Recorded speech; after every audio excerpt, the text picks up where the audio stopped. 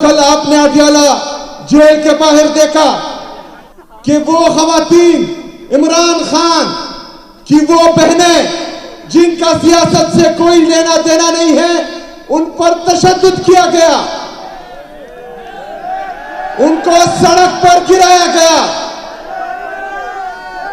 मेरे अजीज साथियों, ये खानदान कुर्बानी क्यों दे रहा है?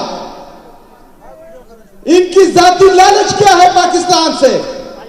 ये पाकिस्तानी कौम से चाहते क्या है? इनके जाती मकासद क्या है? अल्लाह ताला ने इस खानदान को सब कुछ दिया हुआ है, किसी चीज की कमी नहीं है।